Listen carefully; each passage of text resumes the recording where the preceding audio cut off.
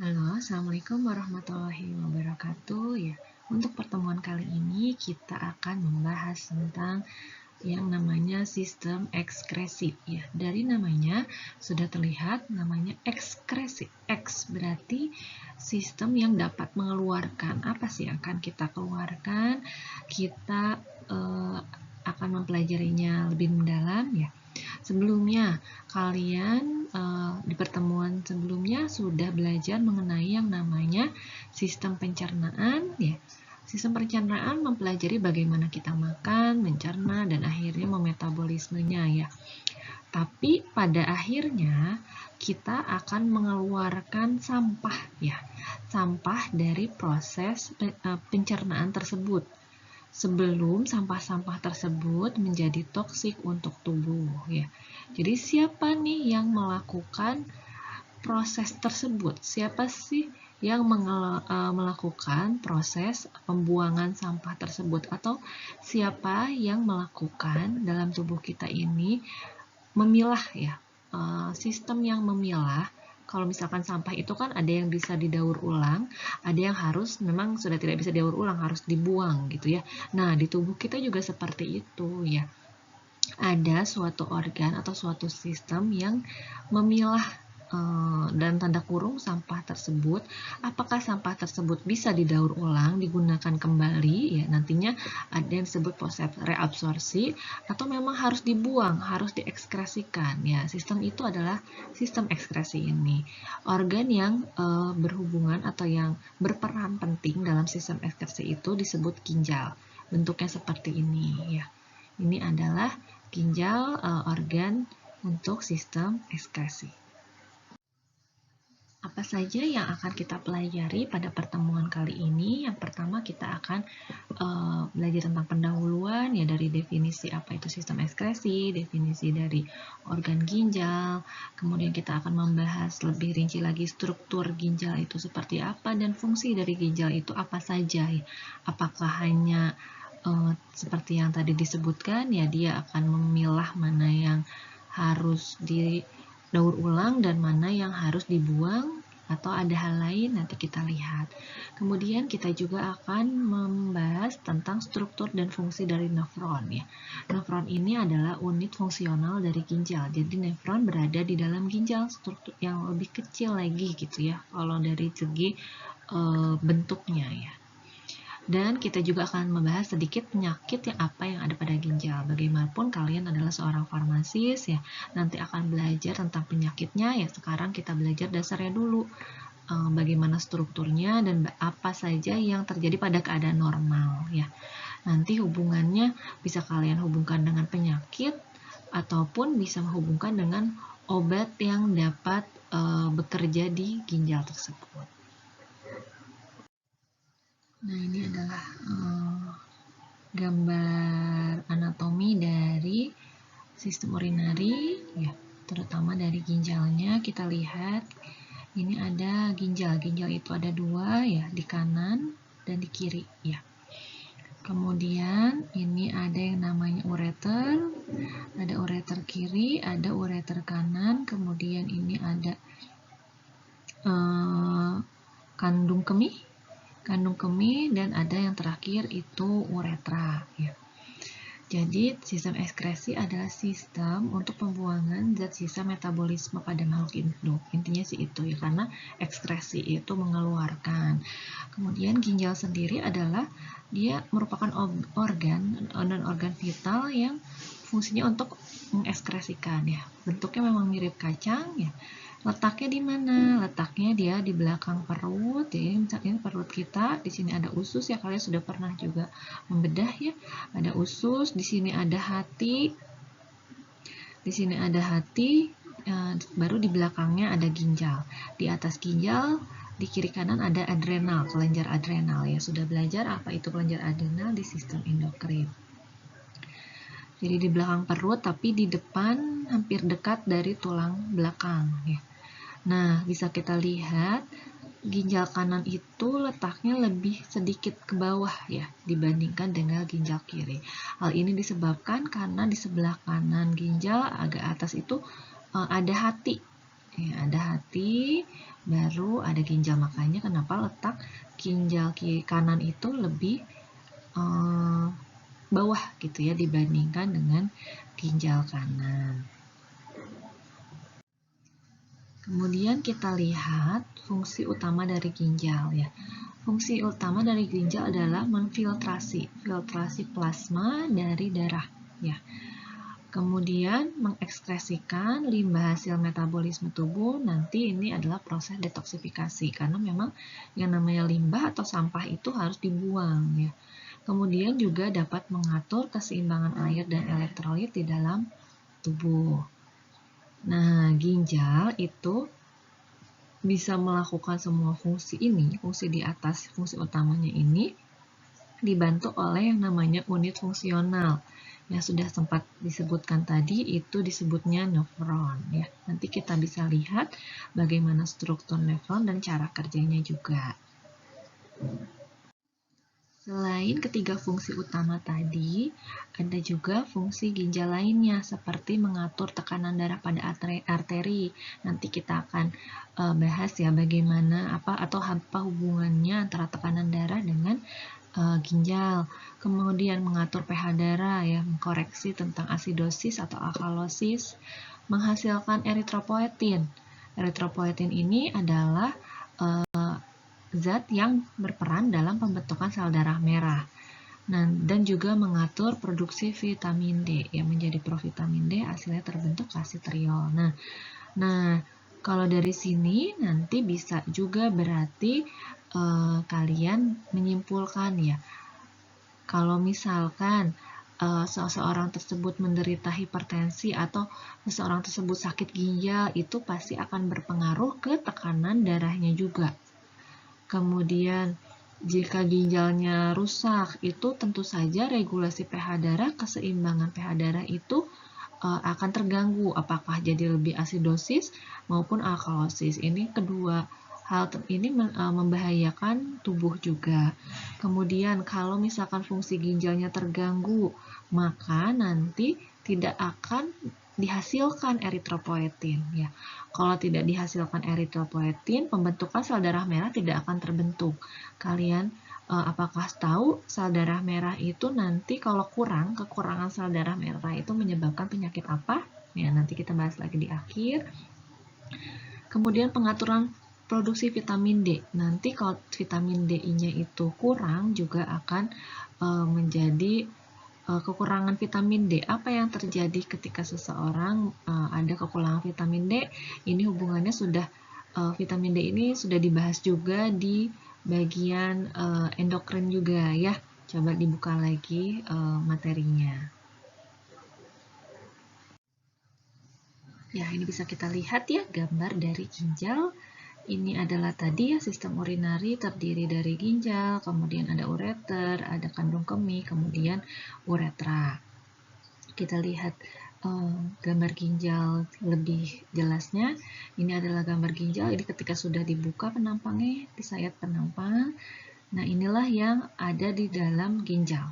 Kita lihat yang pertama disebut dengan korteks ginjal. Korteks ginjal adalah ini ya di sekeliling ginjal. Ini namanya korteks ginjal. Kemudian ada yang ini bagian yang merah-merah. Ya, bagian merah-merah ini disebut dengan medula ginjal. Nah, di dalam medula ginjal kalau ini dilihat lagi penampang lebih besar, ada yang namanya nefron ya. Nefron yang ada mulai dari glomerulus, ada tubulus, kemudian ada juga ansa Henle, dan akhirnya ada collecting duct. Ya. Ini isi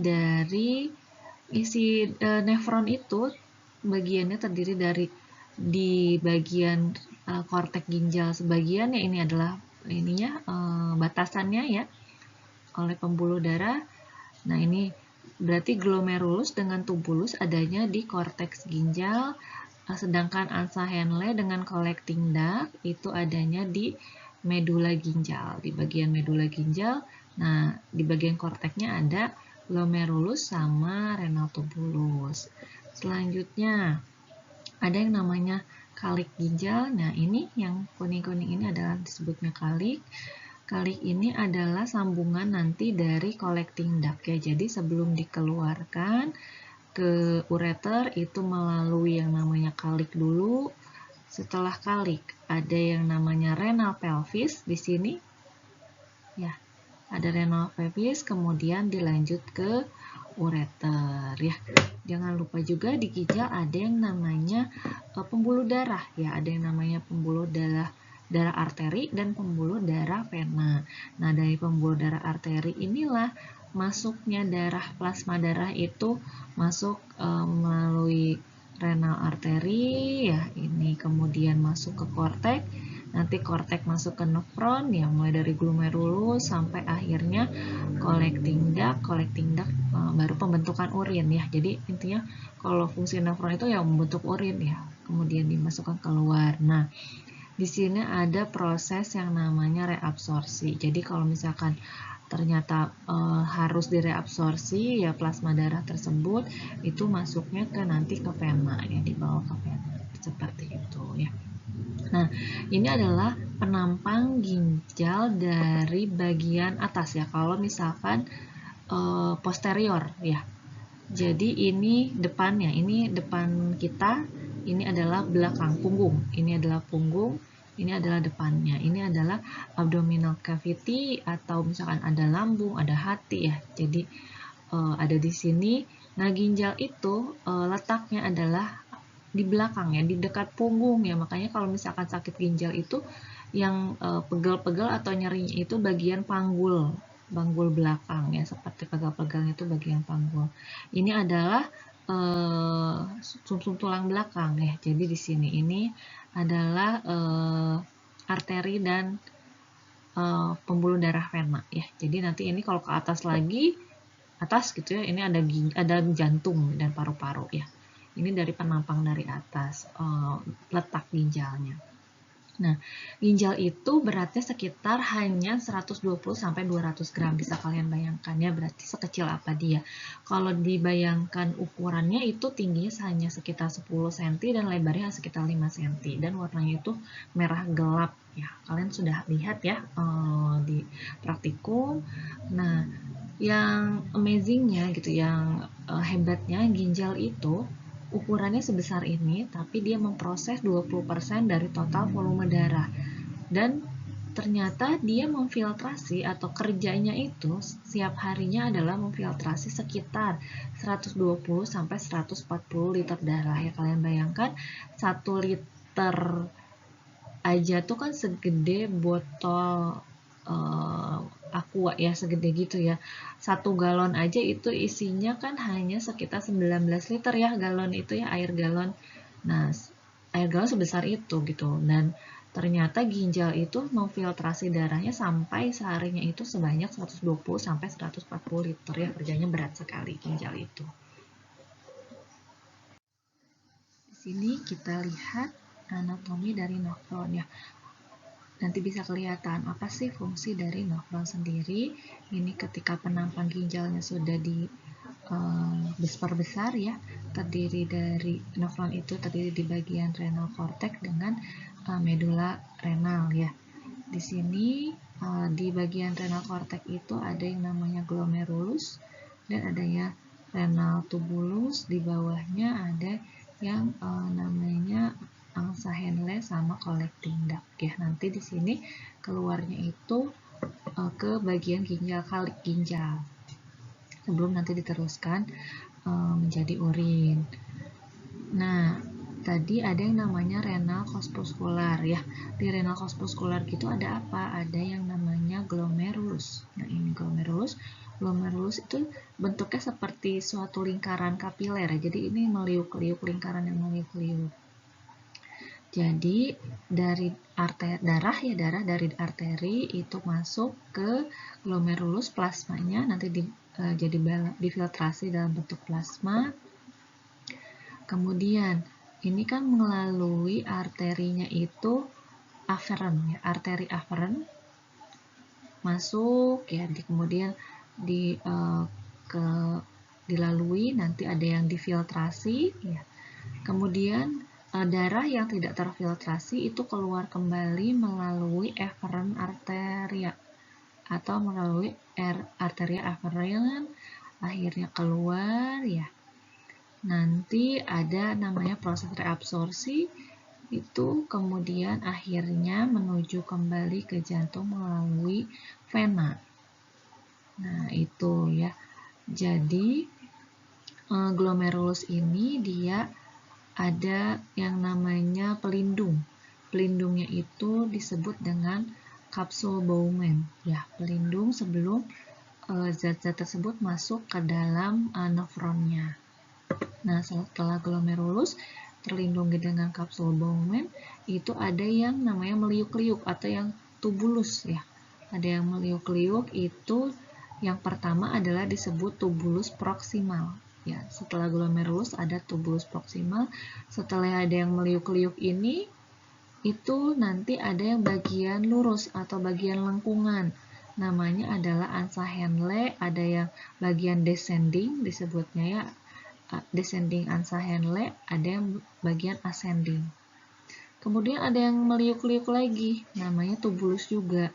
Tapi tadi tubulus proksimal, kalau di sini namanya tubulus distal. Setelah tubulus distal sudah terbentuk urinnya, itu akhirnya ke collecting duct namanya, inilah urin-urin itu dikeluarkan ya. Di sini ada keterangan juga kapan ada ini adalah proses filtrasi glomerulus, apa saja yang difiltrasi ini H2O, glukosa, asam amino, protein dalam bentuk kecil, mineral ya, dan zat-zat sisa. Kemudian di tubulus proksimal ini ada yang namanya proses reabsorpsi. Jadi setelah difiltrasi itu ada yang namanya proses reabsorpsi, itu zat-zat yang masih dibutuhkan itu bisa dikembalikan, direabsorpsi lagi ke pembuluh darah ya.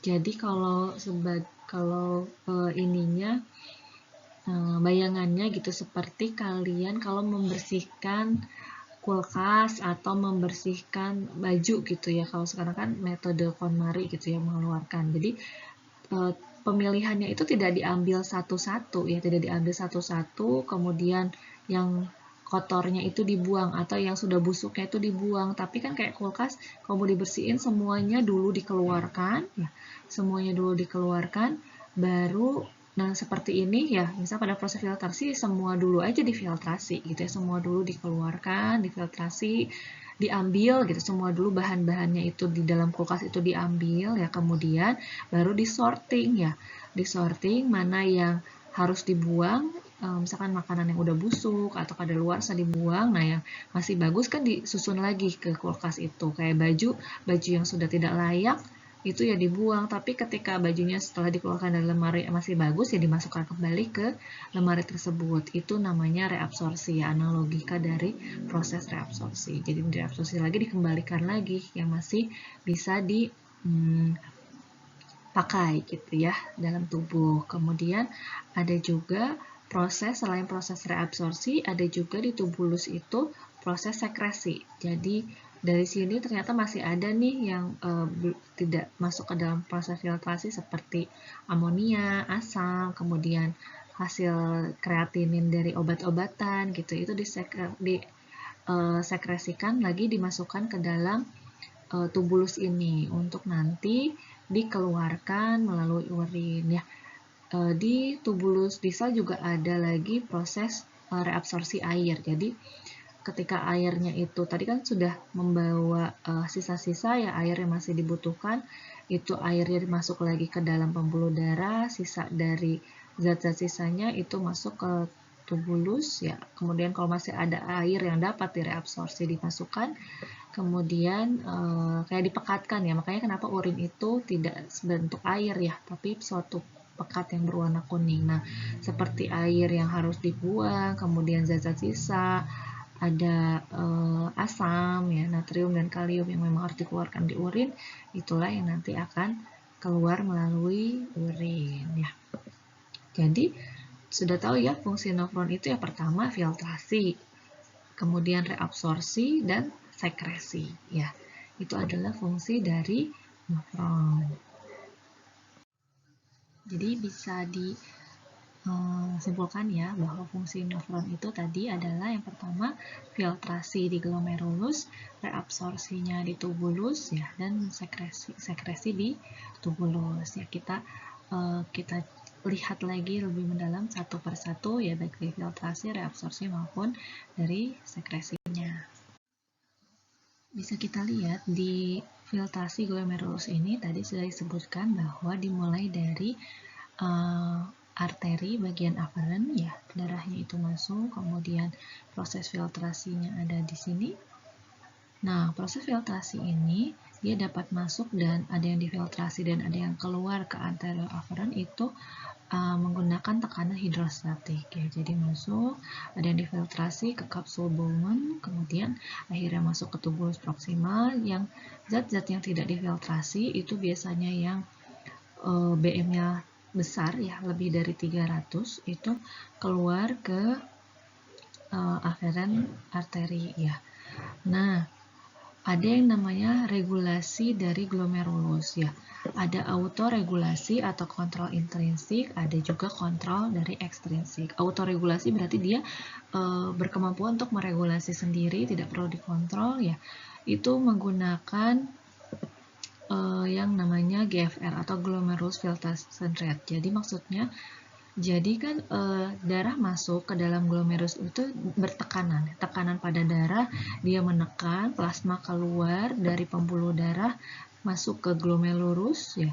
Namun glomerulus itu hanya dapat memfiltrasi dalam jumlah tertentu atau jumlah yang terbatas. Jadi dalam satu waktunya itu hanya terbatas yang bisa terfiltrasi. Makanya dia harus ada regulator atau harus yang ada pemeliharanya gitu ya, untuk yang menentukan berapa yang bisa masuk, tekanan yang dapat masuk dan tidak. Itu menggunakan yang namanya mekanisme glomerulus filtration rate atau GFR, atau kecepatan laju filtrasi glomerulus dalam tiap menitnya. Jadi pada keadaan normalnya GFR ini dapat memfiltrasi sebanyak 120 ml per menitnya.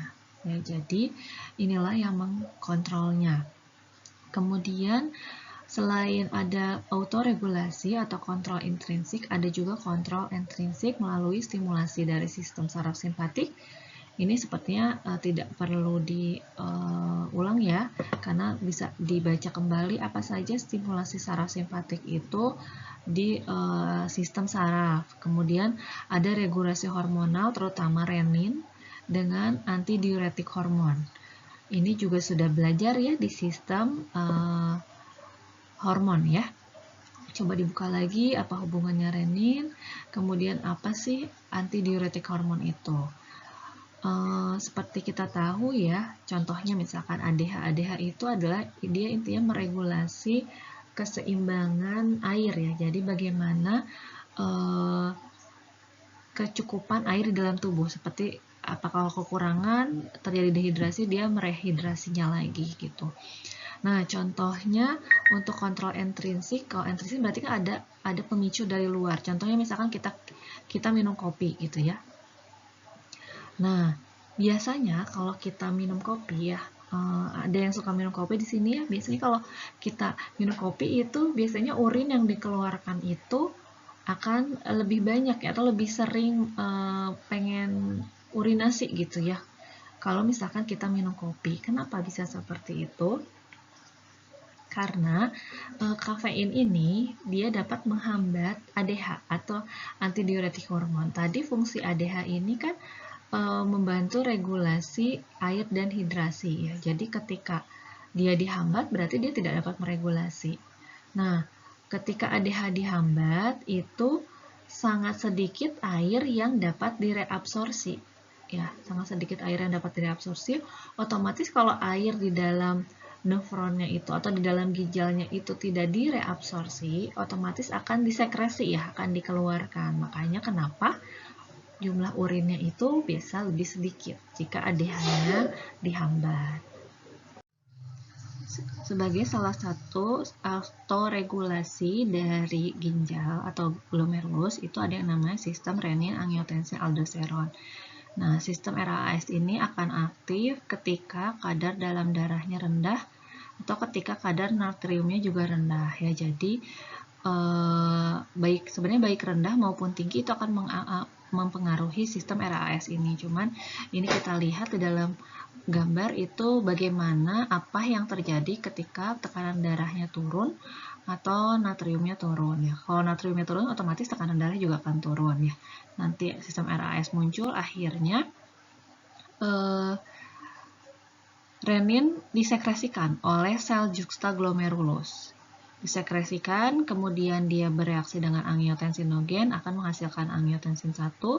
Nah, angiotensin 1 ini akan bereaksi dengan enzim converting angiotensin atau angiotensin converting enzim yang biasa disebut AC, itu akan menghasilkan angiotensin 2. Nah, ketika angiotensin 2 ini aktif, dia akan mengkoreksi yang namanya aliran darah pada ginjal. Dengan cara apa? Pertama, dengan cara vasokonstriksi. Dia akan memvasokonstriksi arteri eferen atau arteri yang mengeluarkan zat-zat yang tidak difiltrasi, atau sebaliknya memvasodilatasi arteri aferen atau arteri yang baru masuk ke glomerulus. Kemudian reabsorpsi natrium di tubulus proksimal, atau dia dapat mengaktifkan aldosteron. Nanti aldosteron itu akan memicu pelepasan natrium sehingga kadar natrium dalam plasmanya meningkat, jadi direabsorpsi. Kemudian ADH itu akan di collecting duct, itu akan mereabsorpsi air ya, jadi airnya tidak dikeluarkan melalui urin tapi direabsorpsi. Nah, kalau misalkan hal ini sudah dilakukan oleh angiotensin, maka sekresi renin ini akan turun dan yang lainnya akan tidak teraktivasi lagi. Seperti itu ya kerja sistem RAS. Saya minta sih ini tolong dihafalkan karena nanti berpengaruh pada pelajaran farmakologi ya, baik dari segi tekanan darah atau hipertensi, nantinya penyakit hipertensi, obat-obat untuk antihipertensi, atau hubungannya dengan hormon juga. Nah, ini untuk mengingat lagi hormon-hormon apa saja yang berefek ke ginjal. Ada ADH ya, dia akan meningkatkan reabsorpsi dari H2O, jadi air yang masih ada di ginjal itu akan direabsorpsi, dimasukkan lagi ke dalam pembuluh darah, sehingga konsentrasi air yang keluar dari urin itu lebih pekat. Ada paratiroid hormon, itu meningkatkan reabsorpsi dari kalsium.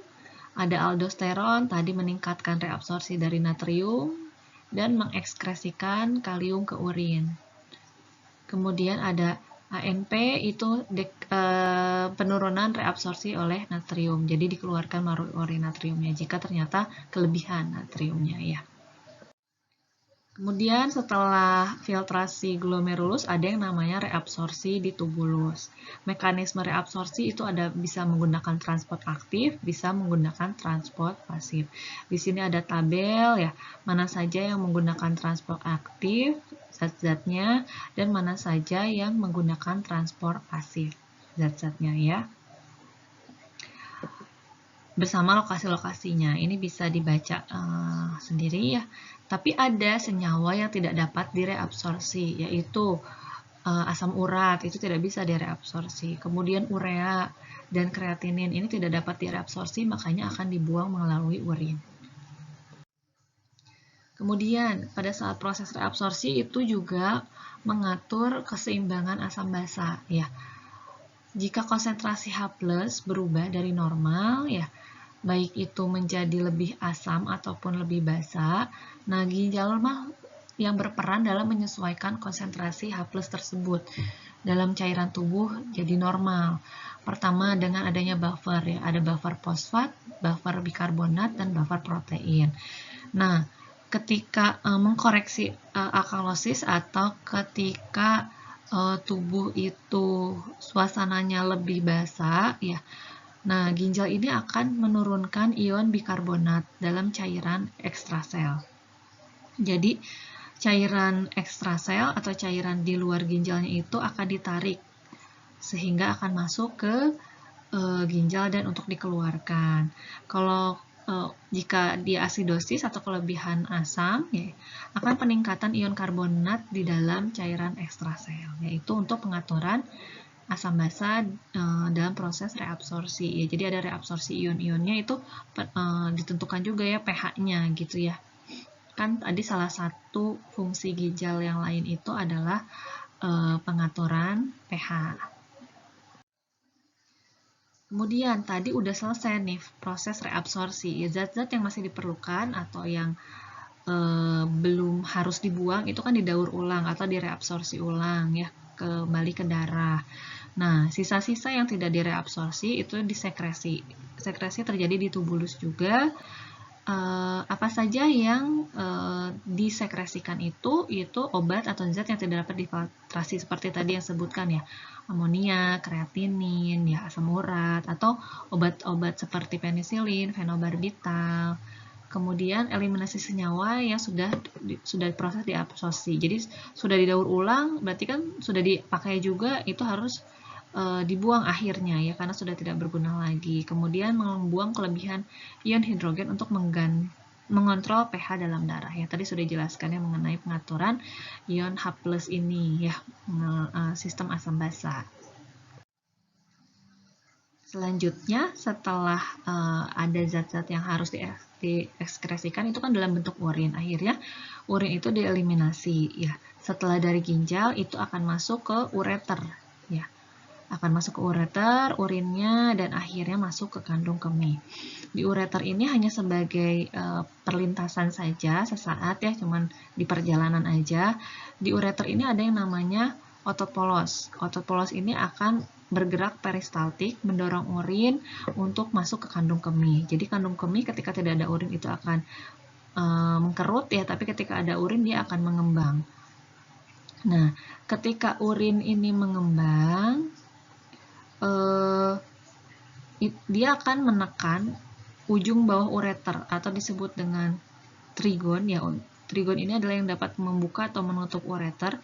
Kenapa harus ada katup ini gitu ya, karena agar mencegah terjadinya aliran balik kembali ke ureter ya. Masa kan nanti kalau mengembang penuh dia naik lagi gitu. Nah, agar tidak naik lagi itu ada yang namanya trigon. Kemudian ketika sudah penuh itu akan menstimulasi uretra. Ototnya itu namanya adalah sphincter uretra. Sphincter uretra itu ada yang internal, ada yang eksternal. Nah, inilah yang secara sadar kita buka dan tutup gitu. Jadi kalau menahan pipis ya ini sphincter uretranya akan menekan, menutup gitu. Jadi sehingga urin belum keluar. Tapi ketika kita sudah siap untuk urinasi gitu, ini nanti sphincter uretranya dapat direlaksasi atau dibuka. Ini beda ya. Ini adalah urinary bladder dari wanita dan uretranya yang lebih pendek. Ini adalah dari pria ya. Jadi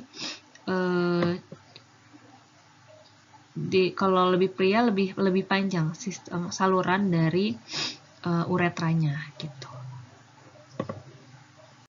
Selanjutnya adalah penyakit ginjal ya, ini sedikit saja sebenarnya karena kan kenapa sih harus diinformasikan gitu, karena nanti kalian mau nggak mau maksudnya belajar anatomi fisiologi ini adalah untuk menganalisis nanti penyakit-penyakit ginjal yang ada seperti biasanya batu ginjal ya atau nefrolitis. Nah jadi di dalam sela-sela ginjalnya itu ada batu ya. Kalau ada batu otomatis proses filtrasi ataupun proses reabsorpsinya tidak akan maksimal ya.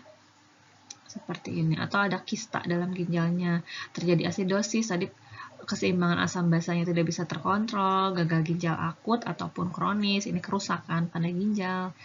Atau glomerulonefritis, jadi ada inflamasi di glomerulusnya, ya ada infeksi saluran kemih, biasanya di bagian bawah, bagian uretra atau kandung kemihnya. Dan nefritis akut, ini adalah infeksi ginjal akut.